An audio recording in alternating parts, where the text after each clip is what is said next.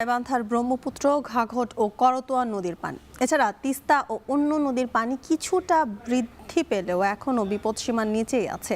নদী তীরবর্তী প্রায় ৪৫টি এলাকায় চলছে নদী ভাঙন। ফেনীর সোনাগাজী ও দাগনভূঞার নদী ভাঙনে ঘর বসতি, ফসলি জমি হারিয়ে নিঃস্ব হচ্ছেন অনেকে। ভেঙে যাওয়া মুসাপুর ক্লোজার দ্রুত পুনর্নির্মাণের দাবি স্থানীয়দের। এদিকে টাঙ্গাইলের গোপালপুরের শাখারিয়া এলাকায় যমুনা নদী রক্ষা বাঁধের অন্তত ৬০ মিটার এলাকায় আবারও ধস দেখা দিয়েছে। এতে ঝুঁকিতে নদী রক্ষা বাঁধ। এ নিয়ে আরও জানাতে গাইবান্ধার বালাসীঘাট থেকে যুক্ত হচ্ছেন মাজিদুর রহমান, রংপুর থেকে আমিরুল বাপ্পি এবং ফেনীর সোনাগাজীর চর লক্ষ্মীগঞ্জ এলাকা থেকে সোলাইমান ডালিম, সেই সাথে টাঙ্গাইলের শাখারিয়া থেকে যুক্ত হচ্ছেন কাউসার আহমেদ। শুরুতে যেতে চাই মাজেদের কাছে। মাজেদ, নদীর পানি কতটুকু বেড়েছে? বন্যার কোনো আশঙ্কা আছে কিনা? হ্যাঁ জ্যোতিকা, আপনি জানেন যে এখানে যে গাইবান্ধার ব্রহ্মপুত্র নদী, সে ব্রহ্মপুত্র নদীতে আমি রয়েছি। সেখানে কিন্তু ফুলছড়িতে যে পানির পরিমাপ সেটি কিন্তু ৬ সেন্টিমিটার বেড়েছে ব্রহ্মপুত্র নদী গত ২৪ ঘন্টায়। এছাড়া ঘাঘট নদীতে বেড়েছে ৯ সেন্টিমিটার এবং করতোয়া নদীতে বেড়েছে ৩৪ সেন্টিমিটার। এইভাবে কিন্তু পানি বৃদ্ধি এখনও অব্যাহত আছে। ৭ দিন থেকে পানি বাড়ছে, এখনও বাড়ছে। এবং এই পানি বাড়ার সাথে সাথে যে এই চরাঞ্চলগুলোতে যে নিম্নাঞ্চল, সেই নিম্নাঞ্চলে পানি ওঠার কারণে যে ফসলি জমি, সেই ফসলি জমি কিন্তু ক্ষতি হয়েছে। বিশেষ করে পাট, আউশ ধান এবং ভুট্টার জমি ক্ষতি হয়েছে। তাছাড়া নিম্নাঞ্চলে যে বাড়িঘর রয়েছে সেখানে যাতায়াত ব্যবস্থারও ব্যাপক ক্ষতি হয়েছে। শুধু এইটি নয়, গাইবান্ধার যে ব্রহ্মপুত্র নদীর তীরবর্তী যে এলাকাগুলো রয়েছে সেই এলাকার ৪৫টি পয়েন্টে কিন্তু ভাঙন দেখা দিয়েছে এবং অনেক বাড়িঘর ভেঙে গেছে। এখানে অনেক গ্রাম বিলীন হয়ে গেছে। এরকম কিন্তু রয়েছে এই গাইবান্ধার যে ফুলছড়ি এলাকা, সেই ফুলছড়ি এলাকাতেই কিন্তু রয়েছে। আর আরেকটি বিষয় যেটি হলো, এই যে ৪৫টি পয়েন্টে ভাঙন হচ্ছে, সেখানে কিন্তু মাত্র ২৫টি পয়েন্টে পানি উন্নয়ন বোর্ড কাজ করছে। সেটি জিও ব্যাগ ফেলে তাদের কিন্তু সাময়িকভাবে সেটি বন্ধ করার চেষ্টা করছে। কিন্তু বাকি যে পয়েন্টগুলোতে এখনও পানি উন্নয়ন বোর্ড কাজ করছে না, সেই এলাকার মানুষ কিন্তু এখনও দুশ্চিন্তা রয়েছে। তারা বলছে যে এইভাবে যদি অব্যাহত থাকে পানি বৃদ্ধি এবং ভাঙন, তাহলে তারা দুর্দশার মধ্যে থাকতে হবে। একে তো এখানে কোনো সাহায্য সহযোগিতা সরকারের কাছ থেকে পায়নি, তারপরে কিন্তু নদী ভাঙন, তাদের বাড়িঘর বিলীন হচ্ছে। তারা কোথায় আশ্রয় নেবে, কি করবে সেটি কিন্তু তারা বুঝতে পারছে না। আর এখানে যে পানি উন্নয়ন বোর্ডের যে পূর্বাভাস, তারা যেটি বলছে যে পানি বৃদ্ধি পেলেও যে বন্যার আশঙ্কা সেটি কিন্তু নাই। কারণ যে উজানে পানি কোনো কোনো জায়গায় কমতে শুরু করেছে, ফলে ভাটির, বিশেষ করে গাইবান্ধা, বগুড়া, সিরাজগঞ্জ এগুলাতে পানি হয়তো ২-১ দিন পর থেকে কিছু কমতে শুরু করবে, এমনটি তারাই বলছেন।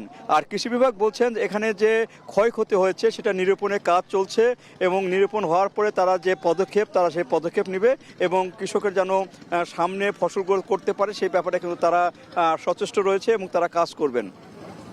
ঠিক এইভাবেই কিন্তু যে গাইবান্ধা এলাকার যে বন্যা পরিস্থিতি, সেই বন্যা পরিস্থিতি এখনও হয়নি। নিম্নাঞ্চল প্লাবনের মধ্যেই এখনও রয়েছে। বন্যার এরই মধ্যে বন্যার যে আশঙ্কা সেটিও তারা দেখছেন না। এখানে আবহাওয়া অফিস এবং পানি উন্নয়ন বোর্ড কিন্তু দেখছে না। কিন্তু এখানকার এলাকার লোকজন একটি বিষয় যেটা বলছেন, সেটা তারা একটু সাহায্য চাচ্ছেন, নদী ভাঙন রোধে তাদের পদক্ষেপ চাচ্ছেন। এইভাবেই কিন্তু তারা আকুতি জানিয়েছেন এখানকার প্রশাসনের কাছে। এই ছিল আমার কাছে জ্যোতিকা গাইবান্ধার যে ফুলছড়ি উপজেলার যে ঘাঘট যে পাড় থেকে সর্বশেষ। এরপর যেতে চাই রংপুরে বাপ্পির কাছে। বাপ্পি, নদীর পানি এখন কতটুকু বেড়েছে, কি পরিস্থিতি দেখছেন সেখানে, আমাদের বিস্তারিত জানাবেন।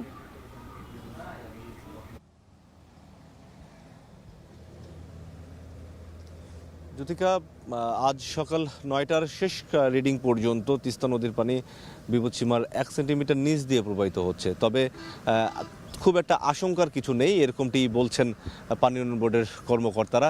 এর ফলে যেটি হয়েছে যে শাখা নদী, উপনদীগুলো কিছু যেগুলো তিস্তা সহ আশেপাশের যে নদীগুলো আছে তিস্তা ছাড়া, সেগুলোর পানি কিছুটা বেড়েছে এবং একেবারেই যেগুলো নিম্নাঞ্চল সেগুলো কিছুটা প্লাবিত হয়েছে। তবে সেরকম ভয়ের কিছু নেই যে বলেছেন, কারণ এই পানিটি আবার কমেও যাবে ধীরে ধীরে। আর এই উত্তরাঞ্চলের তিস্তা সহ অন্যান্য নদ নদীগুলো যেহেতু একটু খরস্রোতা, একটু উঁচুতে অবস্থিত, পানি বাড়লেও এটি নেমে যেতে খুব বেশি সময় লাগে না। কারণ তিস্তায় আমরা বরাবরই দেখে থাকি, পানি উন্নয়ন বোর্ডের ভাষায় তারা এটিকে বলেন ফ্ল্যাশ ফ্লাড, অর্থাৎ হুট করেই পানি বেড়ে যায় আবার হুট করেই কমে যায়। মূলত তিস্তায় পানি বাড়ে যখন উজানের ঢল নামে। আপনি নিশ্চয়ই জানেন যে তিস্তার যে উৎস মুখ সেটি হচ্ছে ভারতের সিকিম অঞ্চলে।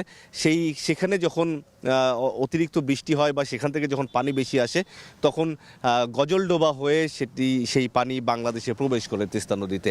তো গজলডোবার বাঁধে ভারতের যে এই পানি চুক্তির যে অব্যবস্থাপনা, তার কারণে যখন এই বর্ষা মৌসুমে তার অতিরিক্ত পানি ছেড়ে দেয়, যার ফলে তিস্তা নদীর পানি বাড়ে। তো এখন পর্যন্ত আমি যতটুকু দেখছি যে শাখা নদীগুলোর পানি গতকালের চেয়ে কিছুটা কমে গেছে। মাত্র তিস্তায় পানি বেড়েছে, সেগুলো আসতে হয়তো আরও কিছুটা সময় লাগবে। তবে এখন পাট যেহেতু আছে বেশিরভাগ জমিতে, আবাদি জমিতে পাট আছে, সেই পাটের জন্য বেশ উপকারী হচ্ছে এই পানিগুলো। আর অন্যান্য যে বীজতলা তৈরি করা হচ্ছে, ধান চাষ করা বা রোপা এমন কিছুদিনের মধ্যেই লাগানো হবে, তো সেইটার জন্য আসলে বেশ উপকারী হচ্ছে এই পানিগুলো। কারণ বন্যার পানিতে প্রচুর পরিমাণে পলি থাকে, যেই পলিগুলো চাষাবাদের জন্য বেশ উপযোগী। তো এই ছিল আমার কাছে রংপুর থেকে নদীর পানির বৃদ্ধি নিয়ে সবশেষ অবস্থা। এরপর যেতে চাই ফেনীতে ডালিমের কাছে। ডালিম, নদী ভাঙনে নিঃস্ব হচ্ছেন অনেক পরিবার। এই নদী ভাঙনের তীব্রতা এখন কেমন দেখছেন?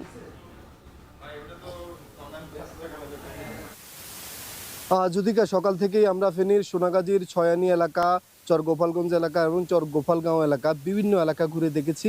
আমরা এখন যে স্থানটিতে এসেছি এটি সোনাগাজীর চর গোপালগাঁও একটি এলাকা। এই যে এলাকা আমার পেছনে নদীতে যে অংশটি আমরা দেখছেন, এই অংশতেও গত কয়েক মাস আগেও কিন্তু গর্ভবসতি ছিল, ফসলের জমি ছিল। এই নদীর যে তীব্র ভাঙনের কারণে কিন্তু এখানকার যে গর্ভবসতি সেগুলো কিন্তু বিলীন হয়েছে নদীতে। পানি উন্নয়ন বোর্ড অস্থায়ীভাবে জিও ব্যাগের মাধ্যমে এখানকার যে ভাঙন পরিস্থিতি সেটি কিছুটা নিরসন করার জন্য চেষ্টা করছে।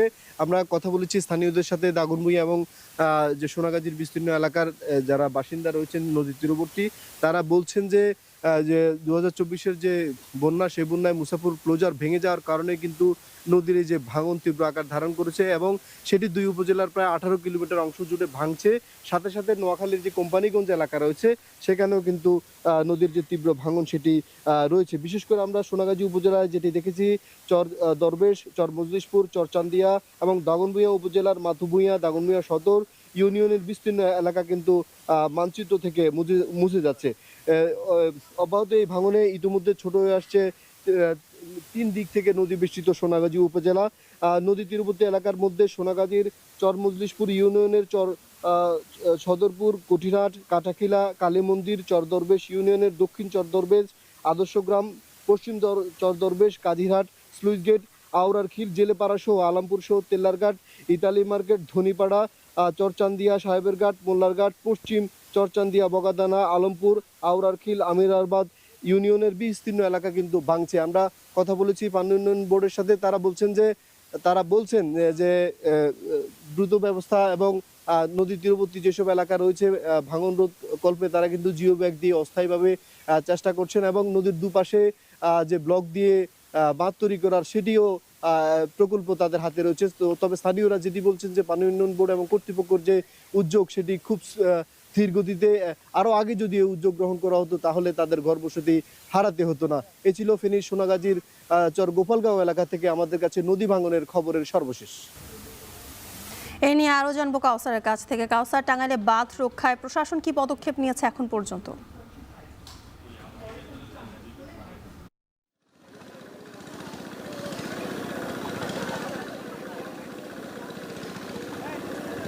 জ্যোতিকে আমার পেছনে দেখতে পাচ্ছেন যে পানি উন্নয়ন বোর্ডের পক্ষ থেকে এখানে জিও ব্যাগ ফেলা হচ্ছে। এখানে যারা ঠিকাদারের দায়িত্বে রয়েছেন তারা দাবি করছেন যে এখন পর্যন্ত প্রায় 7,000 জিও ব্যাগ তারা ফেলেছেন। তবে তারা 4 দিন যাবৎ কাজ করলেও ভাঙন কিন্তু অব্যাহত রয়েছে।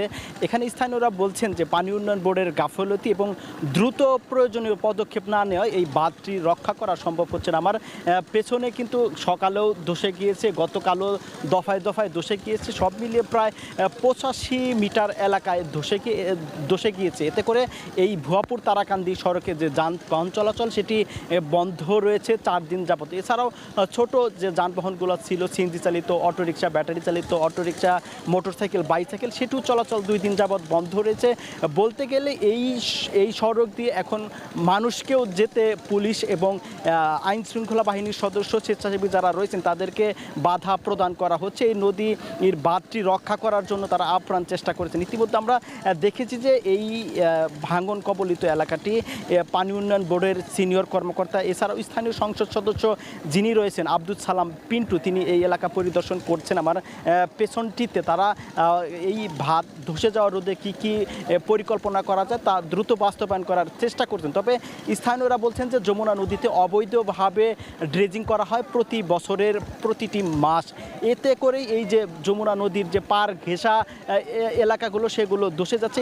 এদিকে যমুনা নদী সহ বিভিন্ন নদ নদীর পানি বেড়ে গিয়েছে। গত 24 ঘন্টায় যমুনা সেতুতে 9 সেন্টিমিটার পানি বেড়ে বিপদসীমার 76 সেন্টিমিটার নিচ দিয়ে প্রবাহিত হচ্ছে। জ্যোতিকা, এই ছিল আমার কাছে টাঙ্গাইল থেকে বাঁধ ধসে যাওয়ার সর্বশেষ তথ্য। নদী ভাঙন এবং বন্যা পরিস্থিতির খবর জানাতে যুক্ত ছিলেন সহকর্মীরা।